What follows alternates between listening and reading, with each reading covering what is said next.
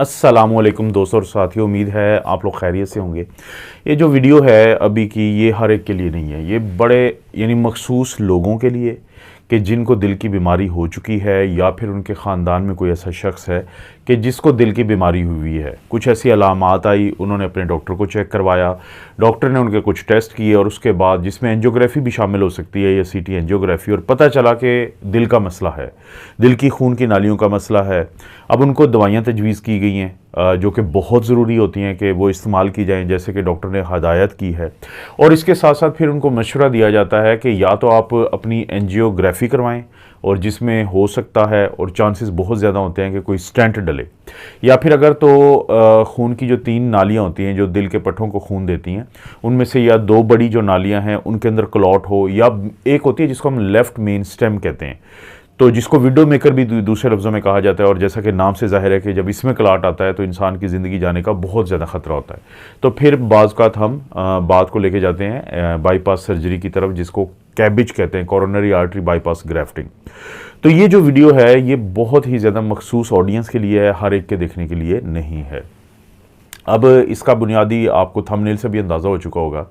कि क्या 4 हफ्ते कुछ आप ऐसा काम कर सकते हैं कि ये दवाइयाँ तो ज़ाहिर आप साथ खा रहे हैं, लेकिन फ़र्ज़ करें कि आप अपना बचना चाहते हैं, या आपका दिल नहीं कर रहा, या दिल मान नहीं रहा, या आपके अंदर कोई ऐसे मसाइल हैं कि आप सर्जरी की तरफ या एंजियोप्लास्टी की तरफ, या एंजियो जो साथ आपको स्टेंट डलना है एंजियोप्लास्टी में। अच्छा, एंजियोग्राफी और एंजियोप्लास्टी का फ़र्क इतना होता है कि एंजियो कहते हैं खून की नाली को, और ग्राफी होता है तस्वीर लेना, यानी ये टेस्ट है, और प्लास्टी किसे कहते हैं, रिपेयर करने को कहते हैं, कि ठीक करना किसी चीज़ को।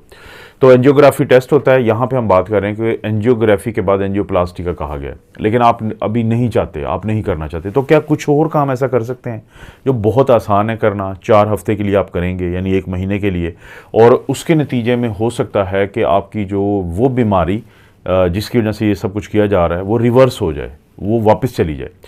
क्योंकि देखें, अगर आपकी जो खून की नालियों का अगर हम बात करें तो उनके अंदर जो क्लॉटिंग होती है, जिसको हम एथेरोस्क्लेरोसिस कहते हैं, जिसकी वजह से ये दिन देखने पड़ते हैं कि दिल का अटैक होता है, या चेस्ट पेन आपको होता है, या आपको चलने से आपको सांस ख़राब होता है, सीने पे दबाव पड़ता है, फिर डॉक्टर के पास जाते हैं और आखिरकार पता चलता है कि आपको दिल का मसला है।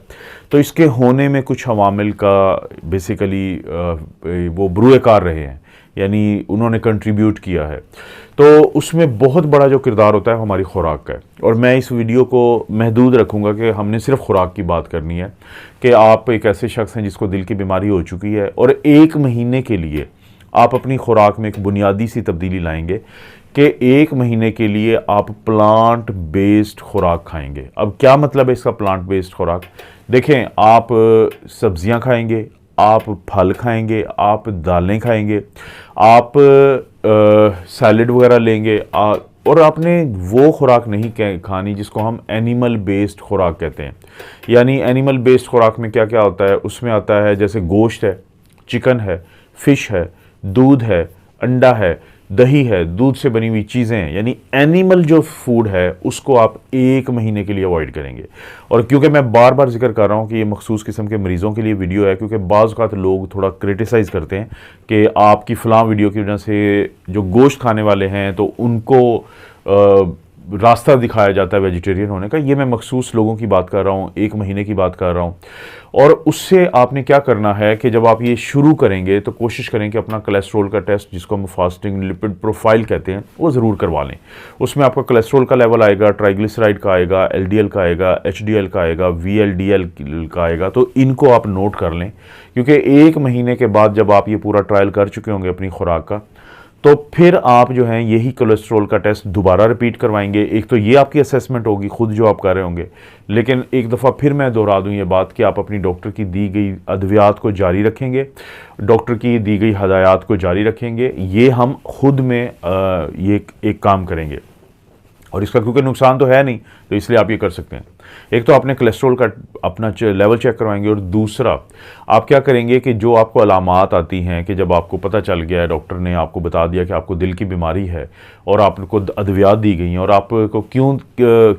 दिल की बीमारी के डॉक्टर के पास जाना पड़ा था, क्योंकि आपने जाके बताया था कि आप चलते हैं तो आपको दर्द होता है, आपके सीने में दबाव रहता है, आपको सांस की तकलीफ़ होती है, आप जल्दी थक जाते हैं, आपको बहुत ज़्यादा स्वेटिंग या पसीने आते हैं, आप खाना खाते हैं तो आपको यहाँ पे दर्द होता है, लेकिन डॉक्टर आपको बताता है कि बेशक खाना आपने खाने के बाद आपको दर्द हुआ, लेकिन बुनियादी तौर पे ये आपका दिल का दर्द है। यानी कुछ अलामात के साथ आप गए थे, फिर डॉक्टर ने आपको अद्वियात दी, लेकिन उनमें से कुछ अलामात चलती रहती हैं अद्वियात के बावजूद। तो आप इस पूरे महीने के अंदर जब आप ये पूरा अपना एक ज़िंदगी में एक बुनियादी तब्दीली लाएंगे 4 हफ्ते के लिए, कि आप वो खुराक का इस्तेमाल करेंगे जो प्लांट बेस्ड है। इसमें आपने कोशिश करनी है कि जूसेस जो कि ज़ाहिर है कि फलों से आएंगे वो नहीं इस्तेमाल करने, और ऑयल्स जो होते हैं, तेल होते हैं जो कि बीज जो है वो भी प्लांट बेस्ड खुराक का हिस्सा है, तो ऑयल्स भी कम से कम आप इस्तेमाल करेंगे। इस्तेमाल कर सकते हैं लेकिन कम से कम इस्तेमाल करेंगे। लेकिन बाकी जो है, चाहे वो बीज हैं, नट्स हैं यानी सीड्स वगैरह जो होते हैं, और जो बादाम अखरोट होते हैं वो हो गए, फल हो गए, सब्ज़ी है, सलाद है, तो ये चीज़ें आप ज़्यादा इस्तेमाल करेंगे और मुश्किल नहीं है, आपको पता है। और हाँ, गंदम की रोटी आप इस्तेमाल करेंगे। आपको ये जो नान होता है या ये जो रिफाइंड आटा होता है, आप इसकी बजाय जो पूरी देसी गंदम की रोटी होती है आप उसको इस्तेमाल करेंगे, क्योंकि होल ग्रेन्स हमने इस्तेमाल करने हैं। और चावल भी आप कोशिश करेंगे कि ब्राउन आप यूज़ करें। प्रोसेस्ड आपने चीज़ें तो खानी नहीं है, 1 महीने के लिए कम से कम ये आपने करना है कि आपने कोई रेस्टोरेंट्स पे जाके नहीं खाने, और क्योंकि उनमें ऑयल बहुत ज़्यादा गंदा डाला होता है, उनमें पता नहीं क्या कुछ उन्होंने वैसे भी डाला होता है। तो वो आपकी, ये आपका 1 महीने का ट्रायल है, और आप एक मखसूस किस्म की ऑडियंस है, क्योंकि मैंने आपको शुरू में बता दिया था कि हर बंदे के देखने की वीडियो नहीं है। अगर आपको दिल का मसला है, आपके घर में किसी को दिल का मसला है, तो हम एक चीज़ को रिवर्स करना चाहते हैं, क्योंकि साइंसी शहादतें हैं इस बारे में कि जो प्लांट बेस्ड डाइट होती है, जब आप उसका इस्तेमाल करते हैं तो 3 से 4 हफ्ते में आपको रिज़ल्ट आना शुरू हो जाते हैं, और आपकी खून की नालियाँ जो हैं उनकी सफाई शुरू हो जाती है। और उसकी एक रीज़न है, उसकी एक वजह है। देखिए, जो कोलेस्ट्रॉल होता है वो एनिमल साइड से तो आपको मिलता है। आप अभी एक काम करें, गूगल पे मुख्तलिफ़ किस्म की जो सब्जियां हैं, जो फल हैं, आप उनके लिखें न्यूट्रिशन फैक्ट्स। एक मिसाल दे रहा हूं, आप लिखें बनाना का न्यूट्रिशन फैक्ट, आप लिखें कैबेज का न्यूट्रिशन फैक्ट, आप लिखें पोटैटो का न्यूट्रिशन फैक्ट, और उसमें चेक करें कि कोलेस्ट्रॉल कितना है, और उसका आप मुकाबला करें कि रेड मीट न्यूट्रिशन फैक्ट और चिकन और फिश और एग जो है न्यूट्रिशन फैक्ट, तो आप देखें कोलेस्ट्रॉल। तो जब प्लांट बेस्ड खुराक से कोलेस्ट्रॉल आपके जिस्म में कम जाता है तो खून की नालियों में कोलेस्ट्रॉल कम होगा। और क्योंकि देखें, बढ़ती हुई उम्र के साथ